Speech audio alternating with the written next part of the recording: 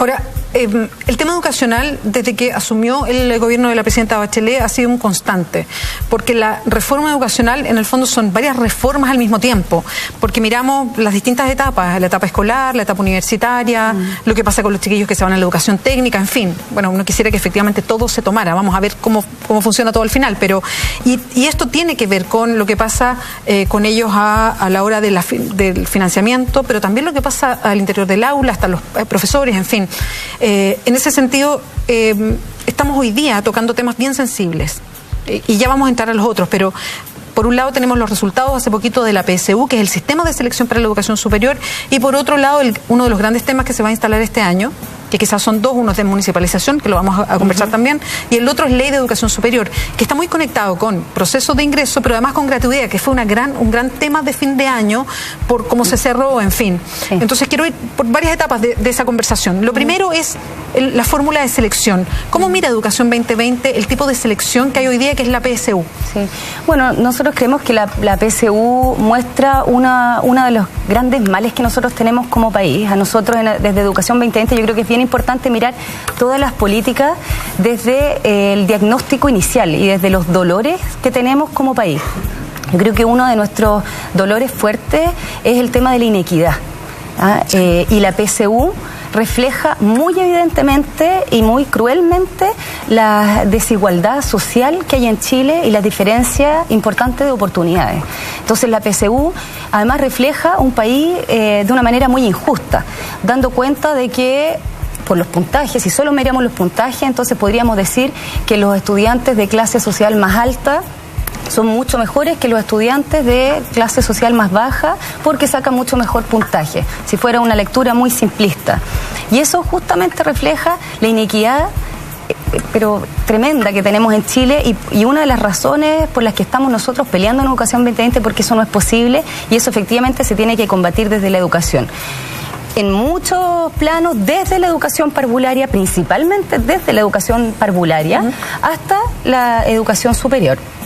Yo te digo que en educación parvularia, si nosotros pensamos esa inequidad que después se refleja en la PSU, se ve desde los 3 años de edad, donde un niño de 3 años de condición vulnerable posee más o menos la mitad del vocabulario de un niño de clase alta. Y desde ahí en adelante ya se determinó la PSU de ese niño.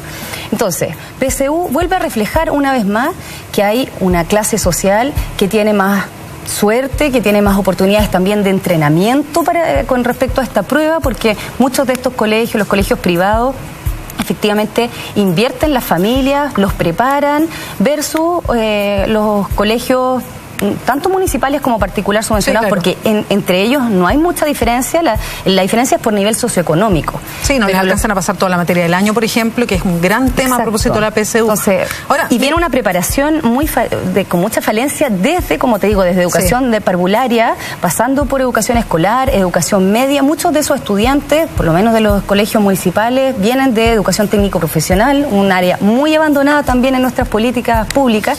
Por lo tanto, hay que encontrar una manera. Es que eso quería preguntarme, Lencho, porque yo entiendo que, a ver, la reforma educacional y poner, a ver, el mundo ideal, si la reforma educacional fuera perfecta y efectivamente se logra entregar las mismas herramientas a todos los chiquillos y que cada uno pueda desarrollar sus potencialidades y llegaran igual de preparados para un sistema de selección, igual esto demoraría, porque sí, tiene que pasar muchas generaciones todavía. Todos los temas de políticas públicas en educación se ven a largo plazo, por eso es tan delicado cuando se toma la decisión.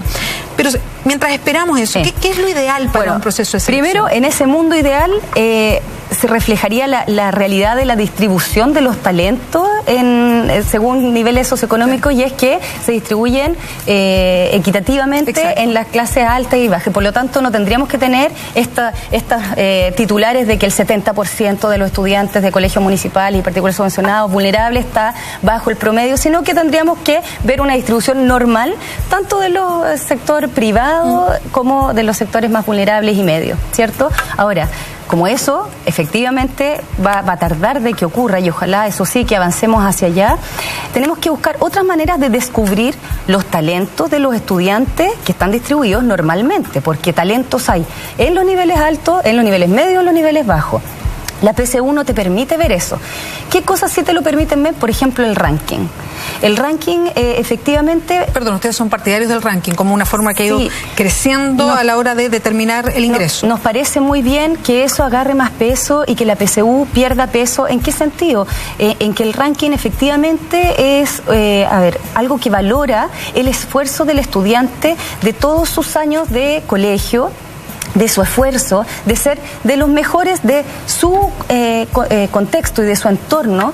Y además se han hecho estudios, Francisco Javier Gil, que es un súper defensor de esto, y bueno, desde la USACH se han hecho muchos estudios y en la Universidad Católica, en fin, de hacer seguimiento a los estudiantes que efectivamente por ranking o por PSU.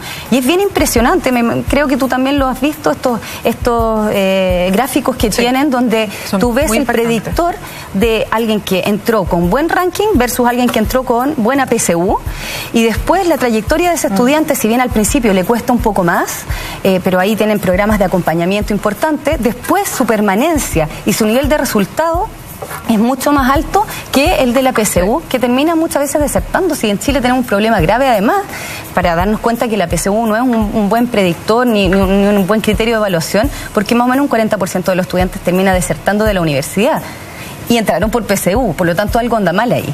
En cambio, el ranking te define y te puede cortar y valoriza otras competencias y habilidades, porque la PSU quizás te mide mucho más conocimiento, en cambio el ranking de alguna manera recoge valores, habilidades, responsabilidad, curiosidad por el estudio, esfuerzo, persistencia, en fin, un montón de habilidades y actitudes muy necesarias para la trayectoria universitaria y después para el mundo del trabajo. Por lo tanto, nosotros valoramos mucho el ranking y queremos... Ahora, junto con eso, también sabemos que hay otros mecanismos que pueden ser muy interesantes de empezar a explorar, como lo hacen otros países, como son las entrevistas, especialmente para carreras que necesitan todo el tema de vocación, los currículums de todas las actividades extraescolares. En muchos países piden toda tu trayectoria asociativa, de participación, de liderazgo, si participaste en centro de estudiantes, si estuviste en grupos scouts, si estuviste en asociaciones deportivas, en fin. Ensayos también para poder medir la calidad de la escritura, de la redacción. O sea, debiéramos ir avanzando en un proceso mucho más completo y además que pueda determinar habilidades y competencias necesarias para la continuidad de los estudios, más que pruebas que realmente, si tú la miras, la prueba, la PSU, es realmente mucho contenido y tenemos que empezar a innovar y a cambiar también la forma de evaluar a nuestros estudiantes. Hoy día el mundo y la habilidad del siglo XXI no necesitan memorización. O sea, muchas de las preguntas de la PSU, si tú tuvieras Google al lado, las encuentras en aproximadamente 20 segundos. Hay un teórico de Estados Unidos, Richard Elmore, que hace ese ejercicio en sus charlas y dice, si yo les pregunto algo y les pido que saquen el celular, ustedes se van a demorar 20 segundos en promedio en encontrarlo. Entonces, ¿realmente queremos enfocarnos en medir esa habilidad de retención, de memorización, cuando hoy día las herramientas, la tecnología te permite buscar información de una manera muy fácil? No, nosotros creemos que para poder asegurar la permanencia en la universidad y después un buen desarrollo de empleo, hay otras habilidades y actitudes que hay que medir. En ese sentido, ranking funciona.